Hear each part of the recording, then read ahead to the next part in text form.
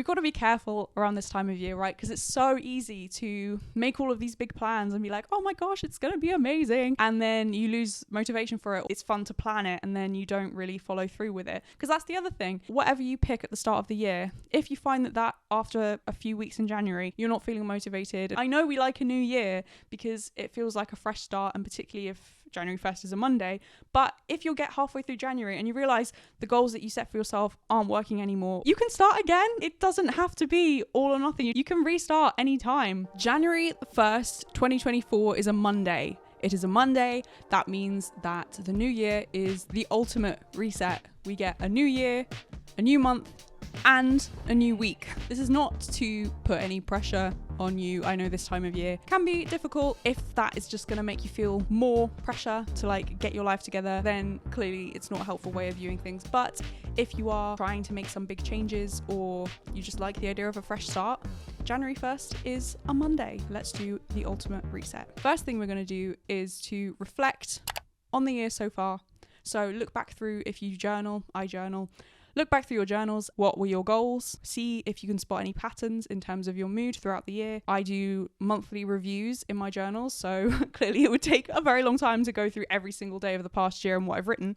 But looking through a monthly review, that's like a summary of what happened that month, what were the highlights of the month, challenges that month, my mood that month. Reviewing this stuff can be helpful when it comes to reflecting on the year. When you look back on the goals you set at the beginning of the year, how do you feel? Do you feel ashamed that you thought you could achieve so much and you've not been able to do that? Do you feel silly for thinking that you could do the things that you wanted to do? Do you feel proud of yourself because you have done a lot of the goals that you set out to do? How do you feel? There is no bad way to feel. This is not about feeling guilty. This is just about assessing how things have gone, because this is going to help us make better goals that we will actually achieve in the new year. Do you feel joyful? Do you feel surprised when you look at your goals and think, oh wow, I didn't think I was going to achieve that one, but I managed to do it? Do you feel determined to do better next year? Pay attention to how you feel. A helpful part of reflecting on the past year could be praying or meditating on the past year. I do believe in God. I believe in a higher power as part of my recovery. God, show me the moments in the year where I could have done better, or show me the small things that I might have overlooked, because I'm all about the little things. Show me the goals that I need to keep working on and the things that I can let go. If you do believe in God, you can ask God for guidance, as well as looking over the past year and reflecting on the past year. You can also ask God to show you what he wants you to do in the new year, show you how to help others or where to put your energy as we go into the new year. Where does he want your focus? That's going to help you go into the new year with a fresher perspective, not continue to try and work on things either that aren't going to work out for you. Part of this reflecting on the new year, this is a separate point, but I love journaling. So I have done many videos on my channel about journaling, or at least I mention it a lot.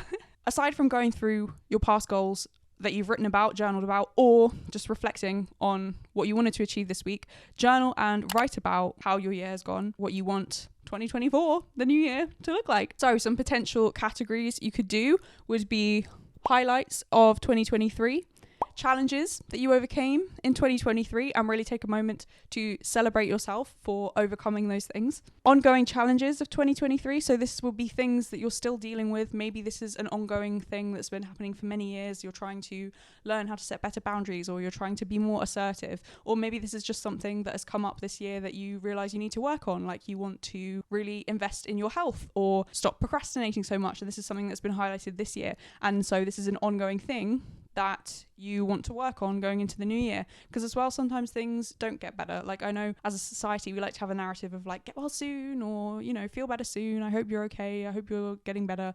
But quite a lot of the time it's a question of managing things as opposed to just being cured from them, or suddenly being like, oh, I'm all better now.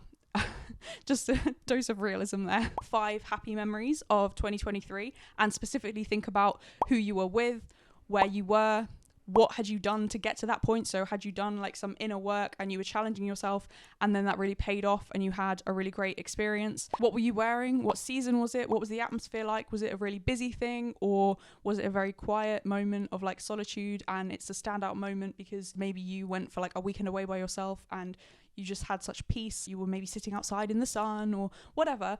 Think of your top 5 moments and think about how you can take that and apply that to the next year and be like, oh, my friend from school is in two of my top moments of the year. And I knew she was my friend, but like I didn't realize that she made me feel, so happy or so confident, whatever. Maybe I need to make sure that I spend more time with this person in the new year, right? It's about looking for patterns and learning from things that have happened so that you can make the next year even better than this year. You could write about or journal about what are you proud of achieving in 2023. These could be big things, like for example, I graduated, so I'm proud of myself for doing that. But it could also be smaller things, like maybe you had a cleaning schedule every week and you managed to stick to that for maybe not the whole year, but like the majority of the year, and so you're really proud of yourself for doing that. Maybe you kept all of your plants alive.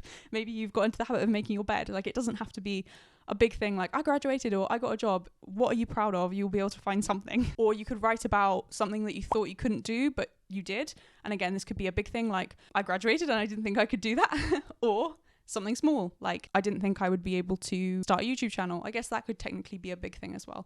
But it doesn't just have to be big standout moments, because especially if you've not had a great year and you've not been feeling very well, there might not be big standout moments like I got a job or I graduated or this much money or I moved to this place. You might not have those big moments, and it's really not about those things. Like, those things are great, but you can have little moments as well of either peace or joy or contentedness where things just feel okay, and those moments, you can celebrate them too. And the last category I've written, which is kind of included in all the ones we've gone through so far, is lessons that you can take into 2024. So just write about anything that you think you still need to work on, like we said, ongoing thing, and how you can apply that, and maybe write like a succinct sentence about a lesson that you need to remind yourself of continually in 2024. Another thing you could do and write about, this section is called highlights and hopes. I did this in 2021. I did a video talking all about this at the end of last year because I kind of did this not really thinking about it. I'd seen it on Instagram as like a manifestation technique. Someone was like, it's the end of the year, write down your highlights of the year and your hopes for the coming year.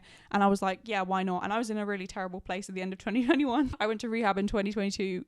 Just for context, so like 2021 was very bad for me. I'd forgotten all about this highlights and hopes list I did, but then at the end of last year I got it out and I was like, oh my gosh, I can't believe how much has changed.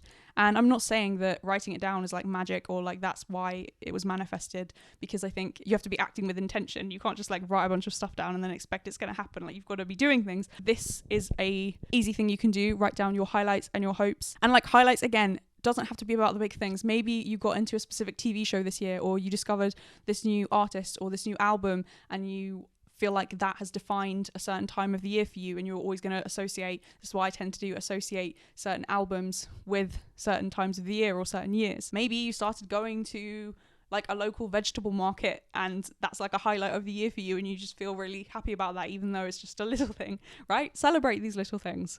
And do this kind of without thinking. Just what comes to mind when you think about good moments from this year, or what comes to mind when you think of hopes for the next year. And that kind of links to the next step, which is to make a vision board, which might be my favorite step. I love making vision boards. But the same principle applies. You just need to pick images instinctively. I would recommend doing this on Pinterest. This is how I have made multiple vision boards over the past year for the whole of 2023, and then I did one for the summer and I did one for autumn, and now I'm going to do my new one. Very exciting. I think I'm going to do a whole separate video about that process, but we are touching on it here because it's very important if we're talking about preparing for the new year to do a vision board, if this step resonates with you. And yes, when you're doing it, go on Pinterest, and it's instinctive. So like, look at a photo, and if that resonates with you, whether it's something to do with, you might not even realize what it's to do with. It might be to do with a certain attitude or a certain look in terms of like fashion. Just go with your gut and be like, don't know why I'm being drawn to like this photo of, I don't know, California or like palm trees, but yeah, that will go on my vision board. Yes, use Pinterest, put on like some nice music in the background, some Christmas music if you want. I've not really been listening to Christmas music this year, but whatever like makes you feel inspired or motivated, or put on like a nice TV show you like, and just scroll through Pinterest and just like anything that catches your eye, save it in a folder on your computer, and then you can start arranging those things in PowerPoint. Create this really inspiring vision board. It does something to like think about the way you want to feel or the way you want your year to be, and to illustrate that in pictures in a vision board that you can look at. And then to have that, for example, mine is my laptop background and my phone background. My phone is charging, so I can't hold it up. And so every time I'm going on my laptop, my background is my vision board for the year, and my lock screen is my autumn vision board now. It's constantly reminding me this is what you're working towards, or this is the kind of feeling that you want to cultivate. If vision boards aren't your thing, you could maybe pick a theme for the year, pick a phrase for the year, or even like a word that you want to define your year. So like wealth, prosperity, happiness, joy, travel, luxury, decadence, selflessness, peace, service, finance, love or romance, friendship, family, solitude, personal development, physical health and fitness. Don't know why I said it like that. Mental health, fashion, self-care, your career, hobbies. You can get like way more specific. Those are just like broad topics, but that can be a thing. Pick areas of your life and focus on a different one each month. Find a word or a phrase, use that to define the coming year. Or even you could do, this is a very good tip, especially because January 1st is a Monday, you could do your own happiness project. That idea of defining the year with a word, or you could define each month with a different thing. That is like what Gretchen Rubin does in her book, The Happiness Project, which is a book I love. She assigns different themes to each month. So February is love. So she talks about romance, and then she talks about her children being part of a family. And then August is contemplating the heavens, I think is her one. But there are different ones. I think January was all about tidying up. So you could pick a word. Say you want to like focus, as I said, love could be February, or organizing could be January, or reading, if you want to make sure you try and read more this year. Say like in March, I'm going to read more. And we've got to be careful around this time of year, right? Because it's so easy to make all of these big plans and be like, oh my gosh, it's going to be amazing. And then you lose motivation for it, or you just sort of completely forget about it. It's fun to plan it, and then you don't really follow through with it. I would say maybe you don't have to outline like your whole year down to like August, September, all of these months down to December of what theme you're going to pick, what thing you're going to focus on for the month. You don't have to focus on all of it, but at least for the first few months you could do this. Because that's the other thing. If whatever you pick at the start of the year, if you find that after, a few weeks in January, you're not feeling motivated and all of this planning, you feel really disappointed. I know we like a new year because it feels like a fresh start, and particularly if January 1st is a Monday. But if you'll get halfway through January and you realize the goals that you set for yourself aren't working anymore, you've just completely like abandoned it, all of your resolutions or all of the goals you set and the idea that you had for the year, your vision, you're just like, oh, I can't do it. Like it's too much. I was too optimistic or whatever. You can start again. Like it doesn't have to be all or nothing. You don't have to then be like, oh my gosh, now I just have to wait until the next month or the next week. I have to wait until 2025 to start doing this thing. No, you can restart anytime. I saw something on Pinterest about this, but also like a friend was talking to me the other day. She was like, you can start your day at any time. If you've had like a rubbish morning for whatever reason, you can then at lunchtime be like, you know what? That's it. Like from now on, this is a fresh start and I'm starting the day now. It doesn't matter if it's 2 p.m. or 10 p.m. If you then have an hour before you go to bed of like, I'm going to do some reading, or I'm going to do some work, I'm going to do like my nice skincare routine in the evening. It's nice to have a fresh start, but you can also give yourself a fresh start at any point. And I think that's really important to remember as well. The next thing that you could do, and we mentioned lessons that you can take from this year as something that you could journal about, but the next thing is to get specific about your goals. And the way that you're going to do this is by looking at the lessons that you've learned from this year and thinking about how you can apply them to the coming year. Maybe this year you've reflected, you've done some writing, some journaling, you've looked back over things that have happened, and you've thought, you know what, I get quite chaotic at the end of the week because I tend to leave things to the end of the week. I'm talking to myself here. I tend to leave things to the end of the week, and then the weekend is really hectic because I'm trying to catch up on everything that I should have spaced out more evenly during the week. A lesson then from that chaos and from reflecting on how things have gone, how I feel every week, looking back at my monthly reviews and things that I've written about in terms of something I thought I couldn't do or challenges, my mood, looking at all of this stuff. You've collected this data for a reason. Look at it and think, how can I take that feeling of chaos, or how can I take that challenge that I seem to be having every month in terms of timekeeping, or in terms of not feeling like I can see my friends enough, or whatever it is, how can you take that and use that as a lesson for the coming year?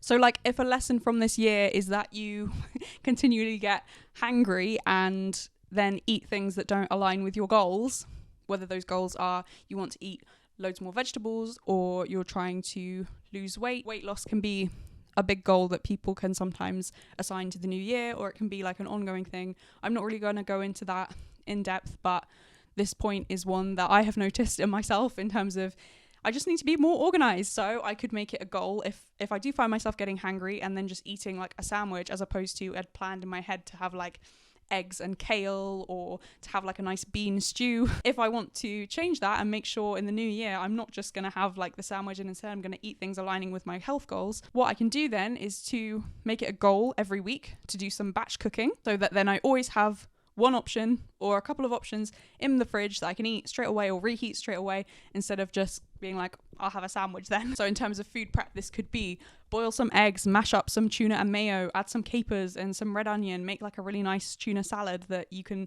add to anything that you decide to make. Chop up some tomatoes and feta and peppers, put them together with some olive oil or some nice balsamic vinegar, like a dressing. You could make like an easy coleslaw. I tend to do this with red cabbage and carrots. You can add red onion if you want, you can add garlic, you can do whatever you want. Add your dressing. The dressing is mayo, mustard, apple cider vinegar. You could do lemon juice as well. Get creative. You can make chickpea stew, make soup, make tempeh bolognese. So many options. But the point is to make a goal around it. Say like, I'm going to do my batch cooking on Saturday afternoon or on Sunday morning, and then have that as a goal. And then you've taken a lesson of I always get hangry and I make bad decisions and turn that into a goal, so you can learn from your mistakes and move forward. Another thing you can do to prepare for the new year is go through all of your photos. You may be someone who takes physical photos. I have bought a disposable camera because that for me is going to be a goal for the new year, to start taking physical pictures. It's great to take photos on your phone, but then they ended up on the cloud and I just never really go through them, or either that or I don't share them with other people. Like I'll take photos of like a family event or whatever, and I might send it to them on WhatsApp, and the day after they'll be like, oh, very nice, but then that's it. And I'm like, that's so sad. You can make like a collage, or if you like making videos, you could do, this is what I used to do a lot, put the photos into a collage, like just do one, like a slideshow, one after the other, and then put like a song that defines your year under them, and then you just send that around to your friends or your family and be like, look, this was the year, look at all of these memories, we went on this nice holiday, we had this nice lunch, or remember this, it wasn't even an occasion, but we just had a nice time, like a nice barbecue. Like go through the photos that you have. Again, you can look at like, are there people that you're overlooking in terms of your forgetting like how much fun you have with this person, or you're like, oh my gosh, I have so many photos with this person at the start of the year, but then, you know, they moved away or they got really busy and we don't see each other that often, but I really miss them. I could get back in touch with them. Like, it's looking through what you already have, as we did with the journaling, looking back on how your year has gone and then using that to try and make goals for the new year. But it's also like looking at what's working. So looking at your photos, maybe at the start of the year you were taking pictures of the sunset, or you were taking pictures of your room because you'd kept it so nice and tidy, but now towards the end of the year you're not doing that anymore because your room is a tip. Maybe you're taking pictures of your food. Maybe you were taking pictures of like different pages from different books because you were reading a lot and you're not doing that anymore.